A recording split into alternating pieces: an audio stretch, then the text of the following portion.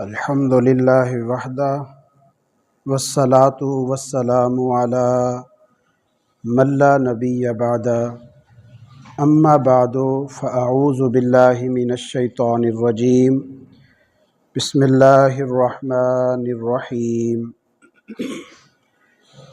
ولا تستوی الحسنۃ ولا السیئۃ ادفع بالتی ہی احسن فاذا الذی بینک وبینہ عداوۃ کأنہ ولی حمیم۔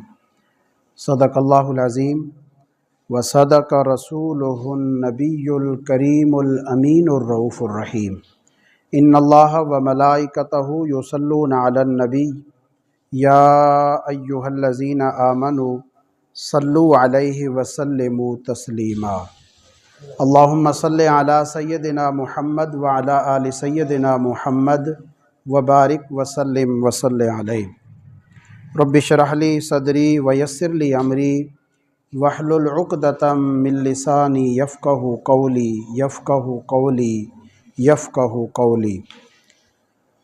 حمد و صلوات کے بعد خلاق کائنات کی عالی مرتبت بارگاہ میں نہایت انکساری سے دعا ہے کہ پروردگار عالم میری زبان پر کلمہ حق جاری فرما دے، سامعین کو اور مجھے اس پر عمل کرنے کی توفیق عطا فرما۔ پچھلے جمعۃ المبارک پر آپ کو قرآن و سنت کی روشنی میں ایک دوسرے کی تکریم، عزت، سیلف ریسپیکٹ کرنے کے حوالے سے کچھ معروضات پیش کیے تھے۔ اس جمعۃ المبارک پر بھی اسی تسلسل کو آگے بڑھاتے ہوئے کچھ معروضات پیش کرنے کی کوشش کروں گا، کیونکہ یہ انتہائی اہم موضوع ہے اور اس حوالے سے تربیت کی شدت سے ضرورت ہے، کیونکہ ہمارے جو رویے ہیں، معاشرتی رویے، اخلاقی رویے، عملی رویے، ایک دوسرے کی عزت کرنا، تکریم دینا، ایک دوسرے کا لحاظ کرنا، اس کی بڑی ضرورت ہے۔ ہم اس اعتبار سے کافی کمزور ہو چکے ہیں، تو ضروری ہے کہ ہم قرآن و سنت کی روشنی میں سمجھیں کہ ہمیں دین اس بارے میں کہتا کیا ہے۔ اللہ رب العزت نے قرآن مجید میں اس حوالے سے ارشاد فرمایا وَلَقَدْ كَرَّمْنَا بَنِي آدم، ہم نے اولاد آدم کو عزت عطا فرمائی، اولاد آدم کے سر عزت کا تاج، کرامت کا تاج سجایا۔ تو پتہ یہ چلا کہ ہر بنی آدم، ہر ابن آدم، ہر انسان بحیثیت انسان وہ قابل تکریم، قابل عزت ہے، قابل احترام ہے۔ تو جس طرح ہم میں سے ہر شخص یہ چاہتا ہے کہ لوگ اس کی عزت کریں، لوگ اس کے ساتھ اچھا برتاؤ کریں، اچھا سلوک کریں، تو اسی طرح وہ یہ چاہے کہ وہ بھی پھر لوگوں کی عزت کرے، لوگوں کی تکریم کرے، لوگوں کو عزت دے، کیونکہ کوئی شخص مومن تب تک ہو ہی نہیں سکتا جب تک وہ چیز جو اپنے لیے پسند کرتا ہے دوسرے بھائی مسلمان کے لیے پسند نہ کرے۔ عام طور پر لوگوں کی رسپیکٹ کرنے میں کوتاہی کا باعث بنتی ہے، وہ ہے کہ جب آپ کسی پر کچھ خرچ کرتے ہیں تو اس وقت آپ اس کی عزت نفس کو پھر مجروح بھی بعض دفعہ کرتے ہیں۔ میں نے پچھلے جمعۃ المبارک پر آپ کو بتایا تھا کہ جو شخص کسی پر خرچ کرنے کے بعد اس کو تکلیف دیتا ہے یا اس کو پھر جتاتا ہے، اس کا وہ سارا عمل، سارا خرچ کیا ہوا باطل ہو جاتا ہے، اس کا پھر اسے کوئی ثواب نہیں ملتا۔ اور یہ اللہ کا قانون ہے، نہ میرا ہے، نہ آپ کا ہے، نہ کسی اور کا ہے۔ اور یہ قرآن مجید ہے، نہ آپ انکار کر سکتے ہیں نہ ہی میں انکار کر سکتا ہوں۔ جب اللہ کریم نے یہ ارشاد فرما دیا تو اٹل فیصلہ ہی یہی ہے کہ جب کوئی کسی کو خرچ کر کے کسی کے اوپر احسان جتلاتا ہے یا تکلیف دیتا ہے، اس کا دیا ہوا سارا باطل ہو جاتا ہے، ختم ہو جاتا ہے، اس کا کوئی ثواب نہیں ملتا۔ اس میں ضرورت کس چیز کی ہے؟ ضرورت اس چیز کی ہے کہ جب بھی آپ کسی کے اوپر کچھ خرچ کریں تو اپنی نیکی کو چھپائیں، اس کی عزت کا خیال رکھیں، عزت اچھالیں نہیں۔ مثلا آپ نے کسی بیوہ کی خدمت کی، آپ نے کسی فقیر کو، کسی مسکین کو راشن پانی لے کر دے دیا، گھر کا خرچہ لے کر دے دیا، جس طرح کہ آج کل کی تنظیمیں ہیں، تو اس میں جو کوتاہی ہوتی ہے وہ یہ ہوتی ہے کہ آپ کی جو انجمن ہے، آپ کی جو باڈی ہے، آپ کی جو تنظیم ہے، خیر اس کو تو ضرورت ہے کہ اس کی پبلسٹی ہو، لوگ دیکھیں تاکہ آپ کے ساتھ جڑیں، تاکہ آپ کی تنظیم کو سپورٹ کریں، آپ زیادہ سے زیادہ لوگوں کی خدمت کریں۔ ٹھیک ہے، آپ ان کی تصویریں بنائیں، آپ اس کو اشتہار میں دیں، آپ اس کو اخبار میں چھپوائیں، لیکن جس بندے کو آپ راشن پانی دے رہے ہیں، جس کے تعاون کر رہے ہیں، جس کی خدمت کر رہے ہیں، اس کی تصویر ساتھ نہیں آنی چاہیے۔ اگر آپ لگانا ضروری بھی سمجھتے ہیں تو اسے بلر کر دیں، بھائی اس کا چہرہ مٹا دیں، اس کے چہرے کے اوپر کوئی چیز لگا دیں، اس کا چہرہ نظر نہیں آنا چاہیے۔ دیکھیے نا، آپ نے جس بندے کو راشن دیا اور اس کی تصویر بنوا لی اور صبح اخبار میں دے دی، اب محلے میں جب اخبار آئے گی، لوگ پڑھیں گے، لوگ دیکھیں گے کہ یہ بندہ محتاج بن کے ہاتھ پھیلا کے کسی کے سامنے کھڑا ہے۔ بھائی اپنے علاقے میں تو کوئی بندہ اپنا فقر ظاہر نہیں کرتا، اپنی مجبوری ظاہر نہیں کرتا، اپنی پریشانیاں ظاہر نہیں کرتا، اپنوں کے سامنے، ہمسایوں کے سامنے تو بھائی وہ اپنی سیلف ریسپیکٹ کا خیال رکھتا ہے۔ اور پھر اس کے ساتھ ساتھ آپ یہ دیکھیں کہ اس بیچارے کے بچے سکول جائیں گے، سکول میں وہ بچے جو اس کے باپ کی تصویر اخبار میں چھپی ہوئی دیکھ کر آئے ہوئے تو وہ اسے چڑھائیں گے، اس کی عزت نفس مجرور کریں گے، وہ کہیں گے کہ بھائی کل آپ کا باپ جو ہے وہ محتاج بن کے لوگوں سے راشن پانی لے رہا تھا، فلاں مدد کروا رہا تھا، ہاتھ پھیلا کے کھڑا تھا۔ تو اس بچے کی کتنی بے عزتی ہوگی اپنے کلاس فیلوز کے سامنے، اپنے ساتھیوں کے سامنے، اپنے سکول کے دوستوں کے سامنے۔ تو اس کے ساتھ ساتھ اس کے ہمسایوں کے ساتھ ساتھ رشتہ دار بھی دیکھیں گے۔ بہت سارے لوگ ہیں جن کے اوپر صرف وہ اپنی سفید پوشی ظاہر کر کے اپنا ایک بھرم رکھے ہوئے ہے، جب اس کے سامنے اس کی محتاجی کی تصویر آئے گی تو اس کی کتنی بے عزتی ہوگی۔ تو آپ نے اسے تھوڑا سا راشن دیا لیکن زمانے بھر میں اسے رسوا کر دیا، تو جو ثواب آپ کو اس خدمت کا ملنا تھا اس کی رسوائی کا اتنا گناہ ملا کہ وہ ثواب بھی چھپ گیا۔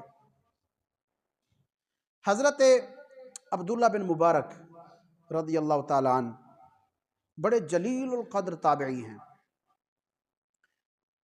آپ کا ایک شاگرد قرضے کی وجہ سے قید ہو گیا۔ جس وقت حضرت عبداللہ بن مبارک کو پتہ چلا تو قرض خواہ کے پاس آپ تشریف لے گئے اور پوچھا کہ میرا فلاں شاگرد ہے، اس کو آپ کا چونکہ اس نے قرض دینا تھا آپ نے قید کروا دیا، تو بتائیے کتنا قرض تھا؟ وہ جتنا بھی قرض تھا، ظاہر ہے بھاری بھرکم قرض ہوگا جس کی وجہ سے اس شخص کو قید بھی کروانا پڑا۔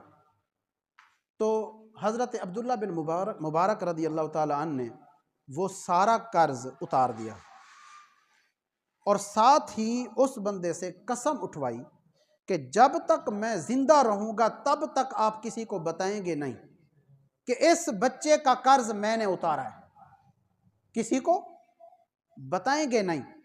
آپ نے قرض اتارا، جب قرض اتر گیا تو بچہ بھی قید سے چھوٹ گیا۔ اگلے دن جب وہ کلاس میں آیا تو استاد نے پوچھا کہ بیٹے کل کہاں تھے؟ وہ کہنے لگا جی، اس نے بتا دیا، استاد کو بتا دیا کہ جی قرض کی وجہ سے مجھے قید کر لیا گیا تھا، تو کسی اللہ کے بندے نے میرا قرض اتار دیا۔ تو پوچھا آپ کو پتہ تو نہیں چلا نا کہ کس نے اتارا ہے؟ کہا نہیں، وہ بتایا نہیں، انہوں نے بتایا نہیں، کوئی اللہ کا بندہ تھا۔ تو استاد صاحب نے فرمایا کہ پھر اس قرض اتارنے والے کے لیے آپ دعا کر دیں، غیبانہ طور پر دعا کر دیں کہ اللہ نے آپ کا وسیلہ بنا کے ان کو بھیج دیا اور آپ کا قرض اتر گیا، اور وہ بندہ اپنی شناخت بھی ظاہر نہیں کرنا چاہتا۔ طالب علم نے دعا بھی کی۔ جب تک حضرت عبداللہ بن مبارک رضی اللہ تعالیٰ عنہ حیات رہے تب تک کسی بندے کو بھی پتہ نہیں تھا، کسی بندے کو پتہ نہیں تھا کہ اس طالب علم کا قرض حضرت عبداللہ بن مبارک نے ہی اتارا تھا۔ بعد میں وصال کے بعد پتہ چلا، اس بندے نے اپنی قسم پوری کی، وصال تک نہیں بتایا، وصال کے بعد بتایا کہ اس طالب علم کا قرض حضرت عبداللہ بن مبارک رضی اللہ تعالیٰ عنہ نے اتارا تھا۔ تو وہ ایسے لوگ تھے۔ حضرت امام زین العابدین بظاہر فقر و فاقہ میں زندگی گزاری، لیکن جس وقت آپ کا وصال ہو گیا نا تو 100 خاندان باہر نکل آیا کہ ہمیں جو بندہ راشن دیتا تھا وہ کون تھا، کیونکہ ہمارا راشن بند ہو گیا۔ حضرت امام زین العابدین کا تو وصال ہو گیا تھا نا، تو وصال کے بعد جب راشن ان کا بند ہو گیا تو انہیں اس وقت تک پتہ نہیں تھا کہ ہمیں کون راشن دے رہا ہے۔ یعنی آپ ذرا دیکھیے کہ نیکی کس گہرائی تک ہے، اگلے بندے کی سیلف ریسپیکٹ کا کتنا خیال ہے کہ اس بندے کو بھی پتہ نہیں ہے کہ مجھے کون دے رہا ہے۔ جس خاندان کی خدمت ہو رہی ہے اسے بھی پتہ نہیں ہے کہ مجھے کون دے رہا ہے۔ ان کو بھی حضرت امام زین العابدین کے وصال کے بعد جا کے پتہ چلا کہ اچھا ہمارے علاقے میں تو صرف امام زین العابدین رضی اللہ تعالیٰ عنہ کا وصال ہوا ہے، وہی ایک بندہ یہاں سے کم ہوا ہے تو ہمارا راشن پانی ختم ہوا۔ تو اس کا مطلب ہے کہ ہمارا راشن کا جو انتظام تھا وہ حضرت امام زین العابدین کر رہے تھے، ورنہ پوری زندگی آپ نے کسی کو نہیں بتایا، بلکہ ان گھر والوں کو بھی نہیں بتایا کہ خدمت میں کر رہا ہوں۔ یہ ہے سیلف ریسپیکٹ کا خیال رکھنا اور اپنی نیکی کو چھپانے کا خیال رکھنا، کیونکہ آپ اللہ کی رضا کے لیے کر رہے ہیں۔ دو پہلو ہیں نا، ایک پہلو ہے کہ اگر ریا ہو گئی آپ کی نیکی ضائع ہو گئی، دوسرا پہلو ہے کہ اگر لوگوں کو پتہ چل گیا تو اگلے بندے کی جو سیلف ریسپیکٹ ہے وہ ڈاؤن ہوگی۔ دونوں پہلوؤں کا جب آپ لحاظ کر کے نیکی کریں گے تو آپ کے اخلاص کا درجہ بڑھے گا، آپ کے نیکی کا درجہ بڑھے گا، پھر اسی کے مطابق آپ کی نیکیوں کا درجہ بھی بڑھے گا۔ اس لیے ریاکاری نہ کریں، لوگوں کی سیلف ریسپیکٹ کا بھی خیال رکھیں۔ دیکھیے سیلف ریسپیکٹ کے حوالے سے یہ تو تھا خرچ کرنے کے حوالے سے جو کچھ میں نے آپ کو بتایا، رشتوں میں بھی عزت نفس کا خیال رکھنا انتہائی ضروری ہے، اور رشتوں میں سب سے بڑا رشتہ مخلوق میں، رشتوں میں سب سے بڑا رشتہ تو رسول اللہ صلی اللہ علیہ وسلم کے ساتھ ہے، تو حضور کی عزت کا خیال رکھنا بھی ہم سب پر لازم ہے۔ حضور کی عزت کا لحاظ رکھنا کیا، دفاع کرنا بھی ہم سب پر فرض ہے، لازم ہے، ہمارے ایمان کا حصہ ہے۔ حضور کی عزت کے بعد اپنے والدین کی عزت، ان کی عزت نفس کبھی مجروح نہ ہونے دیں۔ ان کے ساتھ جو آپ کا باہمی رابطہ ہے، جو باہمی تعلق ہے، جو آپ کی ان کے ساتھ گفتگو ہوتی ہے، جو لین دین ہوتا ہے، جو معاملات ہوتے ہیں، کسی موقع پر کسی سطح پر ان کی رسپیکٹ میں فرق نہیں آنا چاہیے۔ دیکھیے جب آپ بات کرتے ہیں نا، اس کا اللہ رب العزت نے ہمیں ادب سکھایا ہے۔ فرمایا کہ جس وقت تم اپنے والدین سے بات کرو نا، وَلَا تَقُلْ لَهُمَا اف، عربی زبان کا لفظ ہے اف۔ ہم بھی عام طور پر کسی ناگواری اور ناخوشگواری کے موقع پر یہ لفظ اپنی زبان سے ادا کرتے ہیں۔ تھوڑی سی بھی تکلیف ہو، تھوڑا سا بھی کوئی ماحول پسند نہ آئے، لائٹ چلی جائے، کوئی کانٹا چبھ جائے، کوئی چوٹی کاٹ لے تو اس وقت ہماری زبان سے بے ساختہ یہ نکل جاتا ہے، اف، تکلیف ہوتی ہے نا۔ تو مطلب یہ ہے کہ جو تھوڑی سی کراہت کا اظہار ہوتا ہے، اللہ فرماتا ہے جب تم اپنے والدین سے بات کرو تو والدین کو تم ادنا سی کراہت کا اظہار کر کے اف تک بھی نہ کرو۔ اس سے اوپر والی جو کیفیت ہے ناگواری کی وہ تو حرام ہے ہی ہے۔ جو انتہائی ادنا ترین درجہ ہے ناگواری کا کہ اس وقت تمہاری زبان سے اف نکلتا ہے، اللہ فرماتا ہے فلا تقل لہما اف، والدین میں سے کسی کو اف تک بھی نہ کہو، ولا تنہرہما، ان کو جھڑکی بھی مت دو۔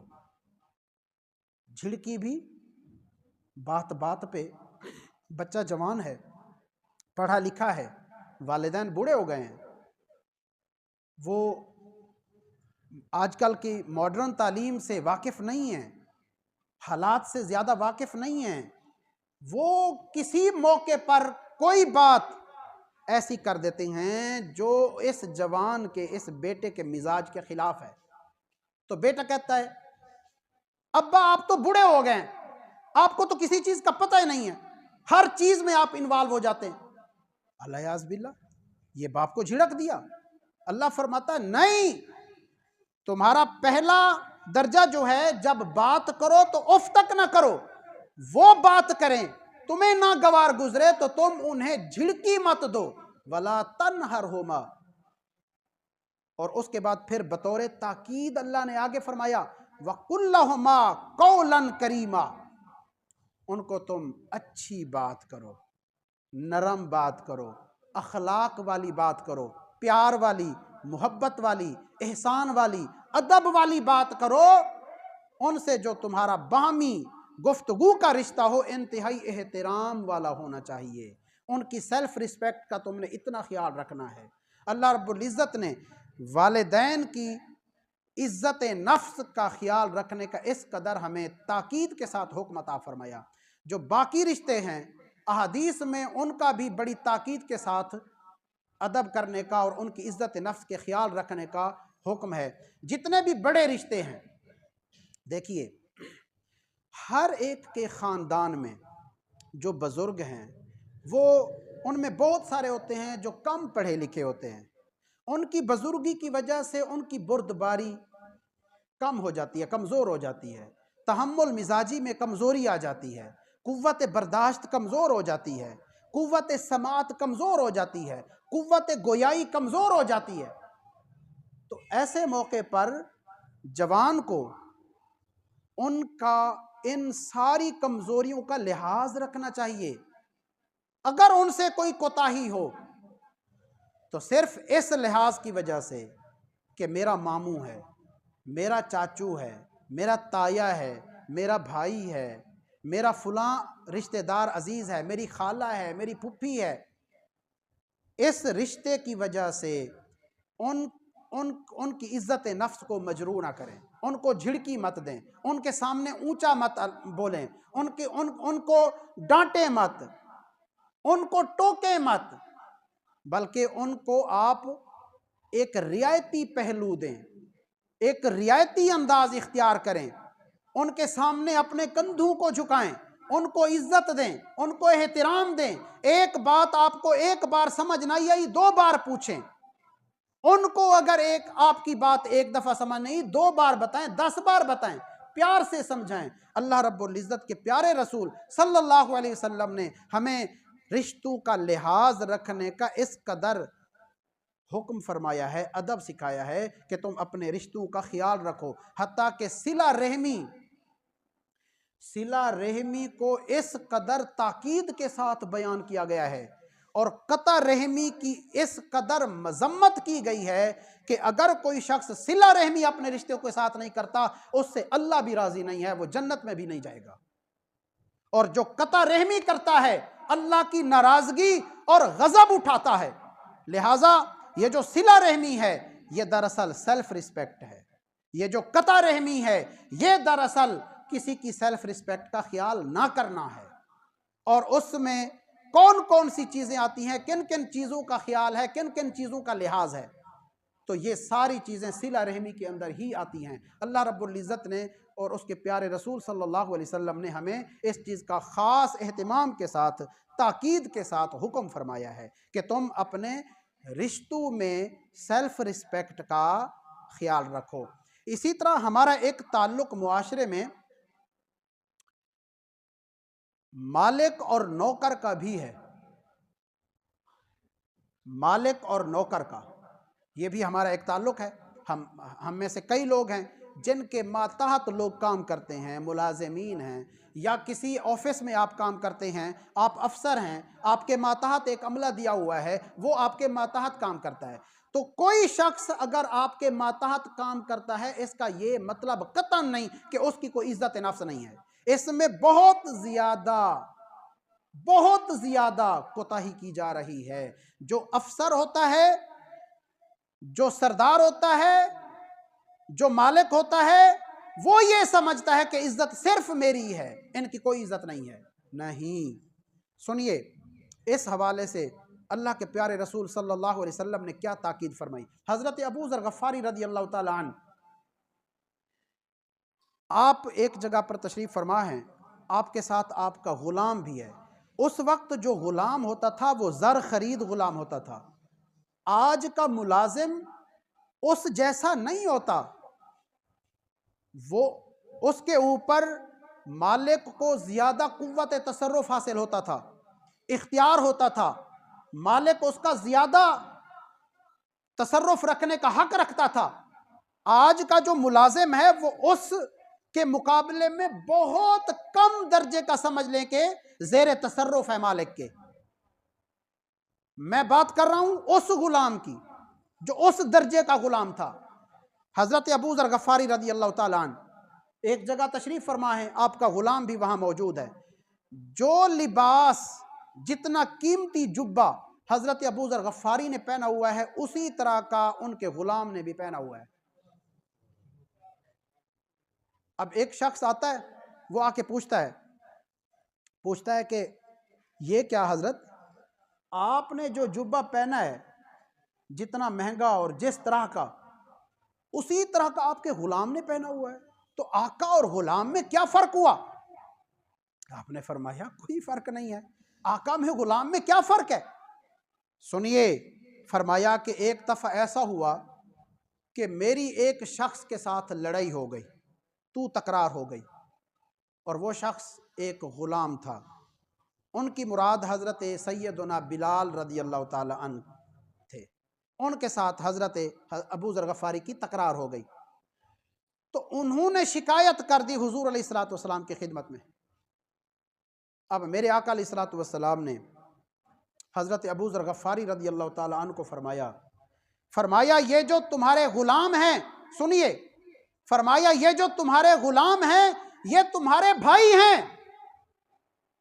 مطلب ایک غلام کو اٹھا کے کون سا درجہ دے دیا، ایک غلام کو اس کی عزت کا کس قدر خیال رکھ لیا میرے نبی نے، کتنی اس کی عزت بڑھا دی، اس کی سیلف رسپیکٹ دیکھیے میرے نبی کس قدر کر رہے ہیں، کتنی اس کو عزت دے رہے ہیں۔ فرمایا تمہارے بھائی، تمہارے غلام تمہارے بھائی ہیں۔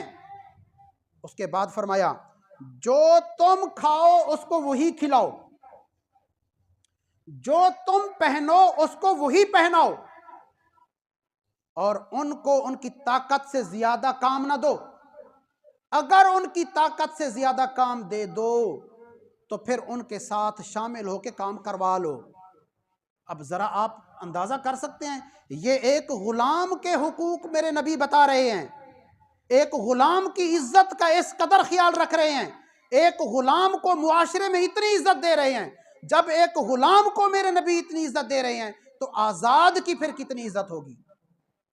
آپ اندازہ کر لیجئے، آزاد کی سیلف رسپیکٹ کا خیال رکھنا کتنا ضروری ہوگا میرے نبی کی نظر میں، ایک غلام کو جب اتنی اہمیت دے رہے ہیں۔ تو حضرت ابو ذر غفاری رضی اللہ تعالیٰ عنہ فرما رہے ہیں لہٰذا تعجب نہ کرو، جو لباس میں نے پہنا ہے اگر میرے غلام نے بھی وہی پہنا ہے تو میرے آقا نے حکم یہی دیا ہے۔ قربان جائیے پھر ان صحابہ کے جذبے پر اور حضور کے فرمودات کے اوپر عمل کرنے کے اوپر کہ میرے آقا نے جب غلام کو اٹھا کے مالک کے برابر کر دیا کھانے پینے پہننے میں اور کام کاج کے معاملے میں، تو پھر صحابہ نے بھی تکلف محسوس نہیں کیا، صحابہ نے بھی کوئی اعتراض نہیں کیا کہ حضور یہ غلام ہیں، ہم آقا ہیں، ہم سردار ہیں، ہماری عزت شان ہماری وکری ہے، ان کی وکری ہے، حضور ان کو آپ ہمارے برابر کر رہے ہیں، نہیں۔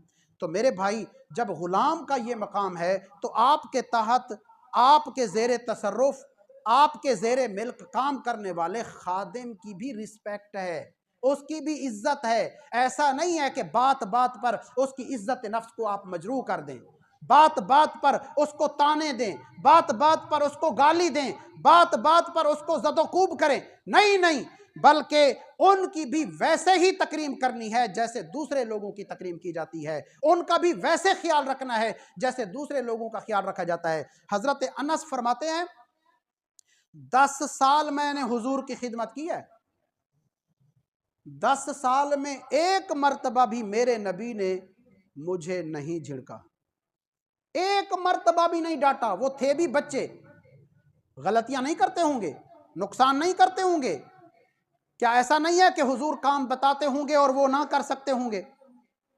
میرے آقا نے 10 سال کی مدت میں ایک بار بھی نہیں جھڑکا، اور حضرت انس فرماتے ہیں میرے آقا نے کبھی بھی مجھے اتنا جملہ بھی نہیں فرمایا کہ یہ کام تم نے کیوں کیا، اتنا جملہ بھی نہیں فرمایا، یہ کام تم نے کیوں نہیں کیا، اتنا جملہ بھی آپ نے ڈانٹ کے ارشاد نہیں فرمایا۔ میرے نبی کے اخلاق دیکھیے، میرے نبی کا لوگوں کے ساتھ معاملہ دیکھیے کہ آپ اپنے غلاموں کو، آپ اپنے خادمین کو، آپ اپنے زیر تصرف لوگوں کو کس قدر عزت دے رہے ہیں۔